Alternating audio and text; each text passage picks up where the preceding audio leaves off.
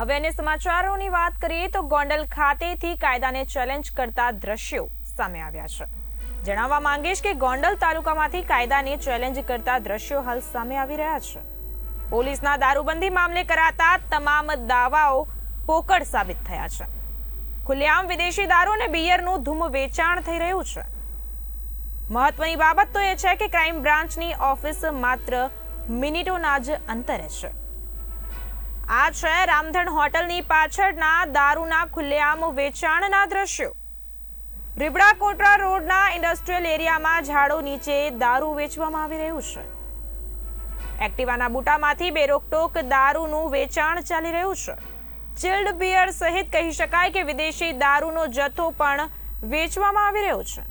તમામ પ્રકારનો દારૂ અને બિયર પરમિટનો હોવાનું સામે આવ્યું છે. ત્યારે પોતાના આવા 3 સ્ટેન્ડ હોવાની બુટલેગરની કેફિયત હોય તેવી માહિતી હાલ સામે આવી છે.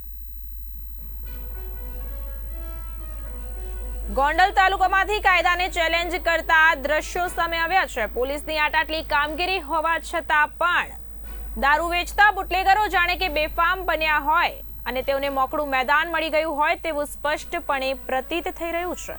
કહી શકાય કે પોલીસના દારૂબંધી મામલે કરાતા તમામ દાવાઓ હાલ પોકળ સાબિત થયા છે. ખુલ્લેઆમ દારૂ અને વિદેશી દારૂ અને બિયરનું વેચાણ થઈ રહ્યું છે. ચિલ્ડ બિયર સાથે વિદેશી દારૂની બોટલો વેચાતી હોવાના દ્રશ્યો સામે આવ્યા છે.